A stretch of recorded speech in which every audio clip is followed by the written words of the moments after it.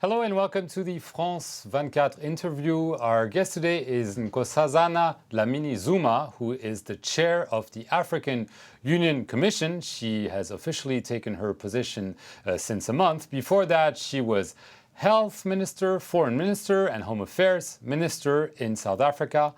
Welcome to the France 24 interview. Thank you very much. You met with the French president this week. I assume that Mali was very high on the menu of your discussions. The Economic Community of West African country put forth a plan to send 3,300 troops to Mali to make sure that the north of the country is brought back under control. The plan has been approved by the African Union and is to be sent to the United Nations Security Council. So my first question is very simple. Are we going to war in Mali? Well, it depends. Obviously, Mali needs to regain its territorial integrity.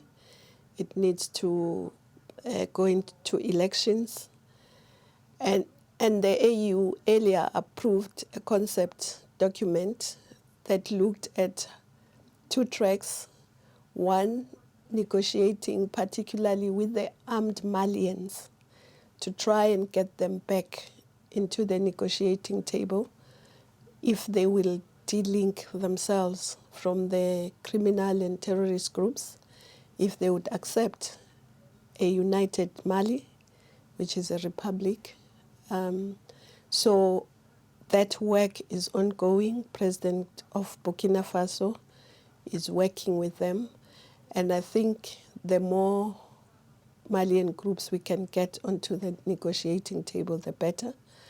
And of course, if that doesn't work, the intervention would be necessary. But at the moment, there is that process of negotiations.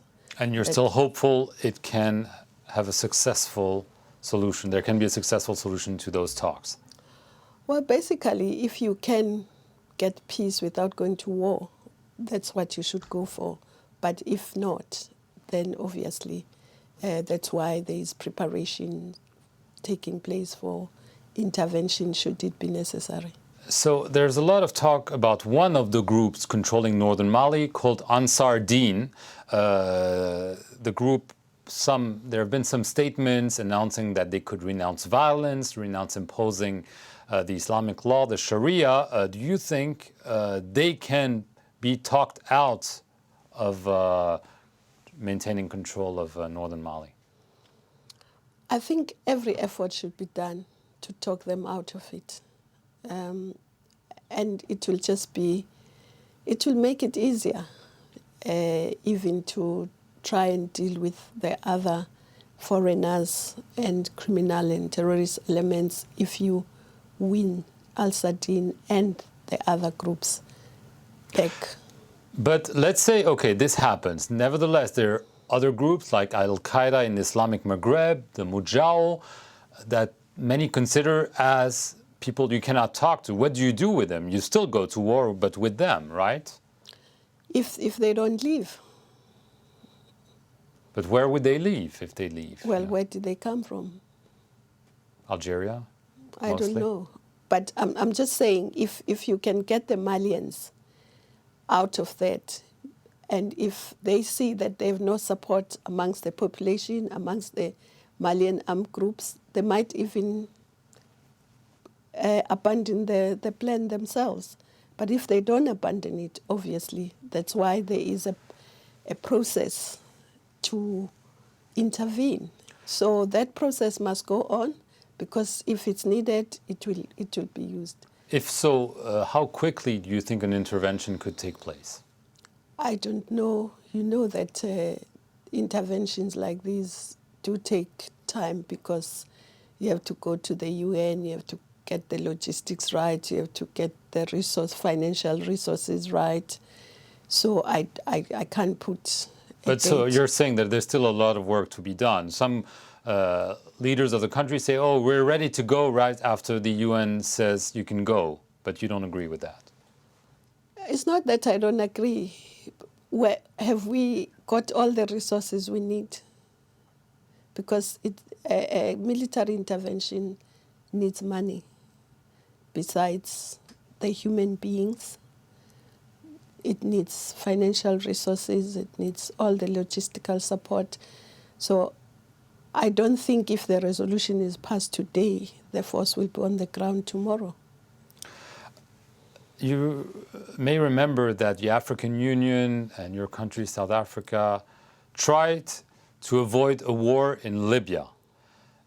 Some people say what is happening now in Mali is a consequence of that war in Libya.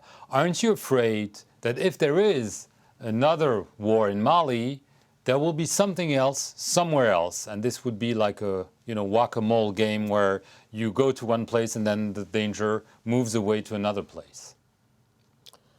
Well, for me, that's why I say if you can get peace without going to war, that's the way to go. But war should be always the last resort. It can't be the first step that you take. Because indeed some of the armed groups in Mali did come from Libya.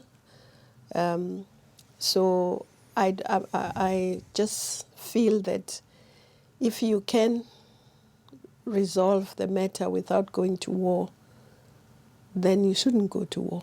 But if you can't, then you obviously have no choice. Does it bother you to see countries like France pushing for a military intervention? I think they should. I think they also accepted the plan that there should be this two-track, and that we should look at whether we can get the Malian groups, armed groups, back onto the negotiation table. I think they accept that, and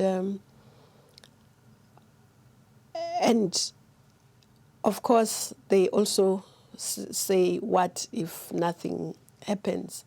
But then you cross that bridge when you come to it. You make preparations as we are doing, but we do give a chance to getting. It's not a nice thing to be fighting your own people to start with. So that's why it's important to try and get as many Malians out of that war as possible. I want to get to another place, the tensions between Rwanda and the Democratic Republic of Congo. Many countries, many Western countries have cut aid to Rwanda, accusing it of fomenting trouble in the east of the DRC. Are you concerned by that situation? Yes, we are concerned, but the Great Lakes region has been trying to look at this problem. They've sent teams to the DRC.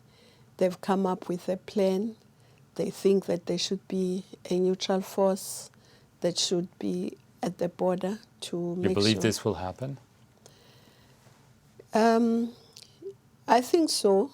The issue is just to discuss the modalities, whether this would be a neutral force in addition to MONUC or whether the UN will look at it. I think those modalities need to be worked out. Of course, also the resources for it and everything. So there still needs to be a discussion amongst the people concerned, the Great Lakes, the UN, Security Council, the AU.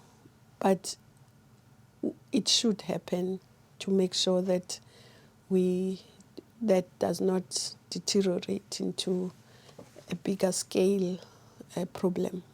A question on South Africa. The President, Jacob Zuma, has come under a lot of criticism for his handling of the strikes at the mines, also for some alleged spending on his private home. Do you believe that he is still the man who should be at the helm of South Africa and the helm of the ANC? As the chair of the AU, I should not be deciding presidents in any country. So I leave it to the South Africans to decide. Just quickly, we've talked a lot about conflict. as the first woman elected to that position, do you have another message maybe of what your task should be and what Africans should focus on? Yes, I think we should really find a balance between development and conflict resolution, because the majority of countries on our continent are stable. They are not in conflict, but what they need most is development. And if we don't deliver on development in those countries, it may then threaten the peace and stability that is there. Africa should not be seen as a place of conflict, but it should be seen as a continent of possibilities. Yes, there are a few countries which are in conflict, and we must address it, because if we don't, they cannot develop.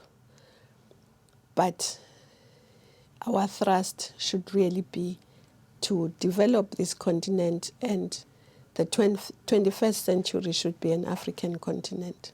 Okay, on those words of hope, thank you very much, Ms. Dlamini Zuma, for coming on the France 24 interview, and thank you all for watching it. Stay tuned here for more news.